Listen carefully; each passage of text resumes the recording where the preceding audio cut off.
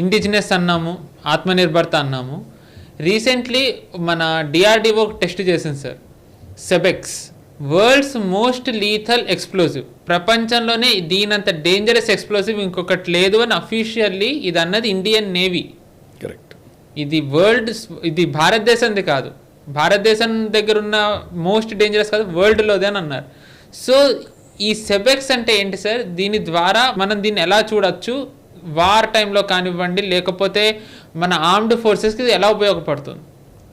చిన్న clarification, most lethal అంటే ఎప్పుడైనా న్యూక్లియర్ బాంబే లీథల్ ఉంటుంది. న్యూక్లియర్ కానీ, ప్లూటోనియం కానీ, యురేనియం కానీ ఇవి వాడినటువంటి బాంబ్సే మోస్ట్ లీథల్ ఉంటాయి. మనకు లీథాలిటీ అనేది అంటే ఎంత విధ్వంసం సృష్టించగలదు అన్నది టీఎన్టీ టర్మ్స్లో దాన్ని వాడతారు. టీఎన్టీ అంటే కనుక అది మనం నోరు తెరవ చదువుదాం మనం, ట్రైనైట్రోటోలేన్ అన్న పదార్థం అది. ఇది ఎప్పుడో ఆల్ఫ్రెడ్ నోబెల్ టైంలో అది ఇన్వెంట్ చేసింది. అది దాని యొక్క కెపాసిటీ, ఒక టీఎన్టీ యొక్క కెపాసిటీ ఆధారంగానే మిగతా వెపన్స్ అన్నిటి, మిగతా ఎక్స్ప్లోజివ్ అన్నిటిని కూడా దాంతో పోల్చి మాట్లాడతారు వాళ్ళు. సరే, మన న్యూక్లియర్ వెపన్స్ గురించి మాట్లాడట్లేదు. నాన్ న్యూక్లియర్ వెపన్స్లో ఇది మోస్ట్ లీథల్ అని చెప్పడం మనం విన్నాం. మనం ఈవెన్ బ్రహ్మోస్కి తిరుగులేదు లిటరల్గా. ఈరోజు చైనా దేనికైనా భయపడుతుందంటే బ్రహ్మోస్కే భయపడుతుంది. బ్రహ్మోస్కి తిరుగు లేనటువంటి బ్రహ్మోస్లో కూడా 1.3 TNT మాత్రమే దాంట్లో ఉంది కెపాసిటీ. ఈ సెబెక్స్కి 2.01 టైమ్స్ TNT కెపాసిటీ. అంటే TNT ఎంత విధ్వంసం సృష్టిస్తుందో దానికంటే 2 రెట్లు ఎక్కువ విధ్వంసం సృష్టించగలిగినటువంటి కెపాసిటీ సెబెక్స్కి ఉంది. ఇది కూడా మనకు ఎకనామిక్ ఎక్స్ప్లోజివ్స్ లిమిటెడ్ అని చెప్పి ఒక కంపెనీ, మన భారతదేశంలో కంపెనీ, అది చేసింది. అది ఎక్స్పెరిమెంట్ చేసింది. అక్కడతో ఆగలేదు. ఇన్ఫ్యాక్ట్ రీసెర్చ్ జరుగుతోంది. బహుశా దీన్ని 2.5 కెపాసిటీ TNT కెపాసిటీకి తీసుకెళ్లేటువంటి ప్రయత్నాలు జరుగుతున్నాయి. వాళ్ళు ఆల్మోస్ట్ కాన్ఫిడెంట్ త్వరలోనే అది కూడా తీసుకొస్తామంటున్నారు. కానీ ఇప్పుడున్నటువంటి సెబెక్స్ మాత్రం 2.01 టైమ్స్ TNT అని చెప్తున్నారు. ఇది కనుక మనం ఏదైనా అస్త్రంలో పెట్టి మనం వాడామంటే, మన మిసైల్స్లో కానీ, మన రాకెట్స్లో కానీ, దేంట్లోనే మనం వాడామంటే లీథాలిటీ ఎంత పెరుగుతుందో మనం చూడొచ్చు.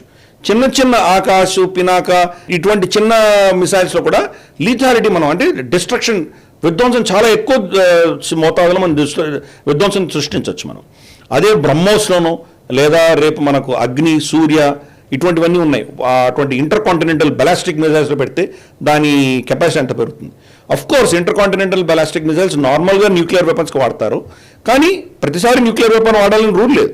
న్యూక్లియర్ వెపన్ కాకుండా కూడా మనం వాడేటువంటి పరిస్థితులు రావచ్చు మనకు.